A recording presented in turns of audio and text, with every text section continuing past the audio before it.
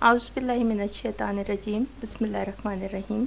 अस्सलामु अलैकुम वरहमतुल्लाहि वबरकातुहू। आज की वीडियो में बात करेंगे सीरतुल मेहदी के अगले हवालों के ऊपर। और पिछली वीडियो में सीरतुल मेहदी के जो हवाला जात थे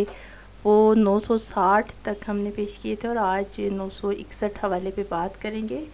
ये सफ़ा है अब सीरतुल मेहदी का 818 और हिस्सा सोयम और हवाला है 961 का। यहाँ पे हाफिज़ नूर मोहम्मद साहब साकिन फैज़ुल्लाह चक ने मुझसे बज़रिया तहरीर बयान किया। जिस वक्त आथम के मतलब ये मशहूर हुआ कि वो मियाद के अंदर फोत नहीं हुआ तो हजूर ने हुक्म दिया कि देहात में रोटियां पकवा कर तकसीम करो और कहो ये रोटियां फ़तह इस्लाम की रोटियां हैं। खाकसार अर्ज़ करता है कि इससे हज़रत साहब की मुराद ये थी कि पेश गोई अपनी शराइत के मुताबिक पूरी हो गई है और आथम का मियाद के अंदर ना मरना भी पेश गोई की सदाकत की अलामत था, क्योंकि इसने खाइफ होकर रुजू किया था। बस आप चाहते थे कि इस खुशी का देहात में चर्चा किया जाए। अब यहीं पे देख ले कि मिर्ज़ा कादियानी के दजलो फरेब किस ढढ़ाई के साथ जो है उसने ये पेशगोई हालांकि उसके मुंह पे पड़ी और इसकी वजह से उसको बहुत शर्मिंदगी उठानी पड़ी। जब अब्दुल्ला आथम नहीं मरा, मिर्ज़ा कादियानी ने चने पड़वा के कभी कुओं में फेंकवा रहा था और दुआएं करवा रहा था। उसके बाद भी जब वो नहीं मरा तो फिर मिर्ज़ा कादियानी ने पलटा खाया और लोग जब इसके अपने साथी इसके ऊपर इतराज़ करने लगे तो इसने फ़ौरन कहा कि नहीं, वो पेशगोई तो अपनी उसमें पूरी हो गई है। उसका नाम मरना इसलिए था कि उसने रुजू किया, हालांकि कहीं पे वो उसने रुजू नहीं किया था। और ये हुआ था कि मिर्ज़ा कादियानी की पेशगोई जो थी वो इसके मुंह के ऊपर ही झूठी साबित हुई थी। और यहाँ पे मिर्ज़ा कादियानी जो है वो इतनी दीदा दलेरी के साथ जो है वो कह रहा है कि पेशगोई पूरी होगी, रोटियां बांटना शुरू कर रही, यानी अपनी खफत और शर्मिंदगी मिटाने के लिए उसने ये हरबे शुरू किए और कभी रोटियां बंटवा रहा था और कभी क्या। तो ये जो पेशगोई थी ये बहुत बुरी तरह नाकाम हुई और जो है आगे वो पूरी नहीं हुई थी इसकी। अब अगला जो हवाला है वो 962 का है कि हाफिज़ नूर मोहम्मद साहब साकिन फैज़ुल्लाह चक ने मुझसे बज़रिया तहरीर बयान किया कि एक दफ़ा हजूर ने फरमाया, जब हमारे वालिद मरहूम मर्ज़ुल मौत से बीमार थे तो हमको वो वक्त दोपहर इल्हाम हुआ वस्समा व तारिक, हमने ख्याल किया शायद वालिद साहब का आज शाम के बाद इंतकाल होगा। हमारे दिल में फ़िक्र पैदा हुआ कि हमारे लिए कोई और काम या रोज़गार की सूरत नहीं, सिर्फ आप की पेंशन और ताल का दारी पर ही गुजारा होता है। इस पर माँ इल्हाम हुआ अलैहिस्सलाही बेकाफ़ी अब्दहू, यानी क्या खुदा अपने बंदे के लिए काफ़ी नहीं। सुबहान अल्लाह, खुदा ने अपनी कफ़ालत का क्या सबूत दिया कि हज़ारा मेहमान और हज़ारों काम सिलसिला के किस तरह खुदाई इल्हाम के तहत अंजाम पजीर हो रहे। आपने इस इल्हाम को अपनी मोहर में खुदवा लिया था। अब ये मिर्ज़ा कादियानी के जो करतूत थे कि इसका जो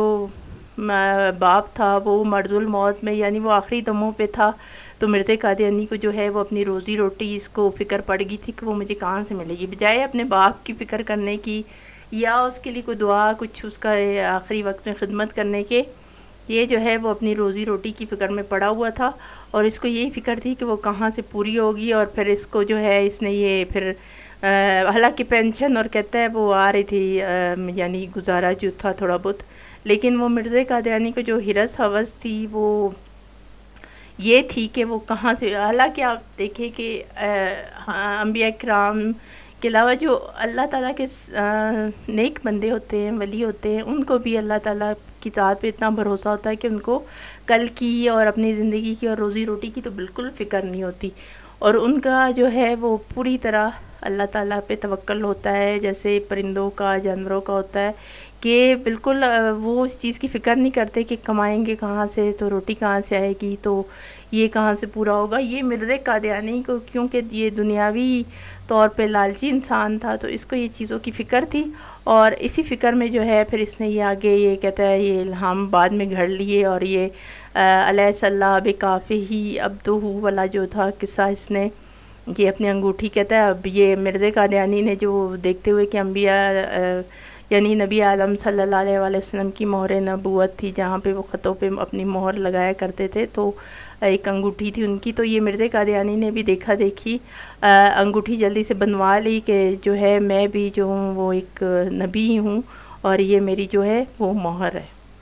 اب جو اگلا حوالہ ہے وہ ہے 963 کا، کہ ڈاکٹر اسماعیل نے بیان کیا کہ میں نے حضرت صاحب کو قادیان بٹالہ کے سفر میں یکا پالکی اور بہکی میں سوار ہوتے دیکھا ہے، مگر گھوڑے پر نہیں دیکھا، لیکن سنا ہے کہ جوانی میں گھوڑے کی سواری بہت فرمائی ہے۔ خاکسار کہتا ہے کہ پالکی سے مراد وہ سواری ہے جسے کہار لوگ کندھوں پر اٹھاتے ہیں اور وہ کندھوں کے برابر ہی اونچی رہتی ہے، یعنی یہ عورتیں جو ہیں وہ یہ پالکی وغیرہ میں سفر پہلے زمانوں میں کیا کرتی تھی، تو یہ مرزا قادیانی بھی اسی کو جو ہے وہ فالو کرتے ہوئے یہ پالکیوں میں سفر کیا کرتا تھا، اور جو ہے گھوڑے پہ تو ظاہر ہے اس کی ہمت نہیں تھی بیٹھنے کی۔ اور 964 کا حوالہ ہے کہ ڈاکٹر اسماعیل نے بیان کیا کہ حضرت صاحب سیر کے لیے زیادہ تر بسرواں یا پٹر کی طرف تشریف لے جاتے، کبھی کبھی ننگل یا بٹالہ کی سڑک پر بھی جاتے تھے، اور شاذ و نادر کسی اور طرف بھی، عام طور پر 1.5 میل سے 2 میل تک باہر نکل جاتے تھے، اور جب حضرت صاحب سیر کو جاتے یا گھر میں ٹہلتے تو تیز قدم چلا کرتے تھے، آپ کی چال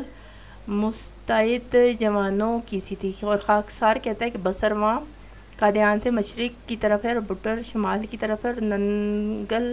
جنوب کی طرف ہے، اور بٹالہ مغرب کی طرف ہے۔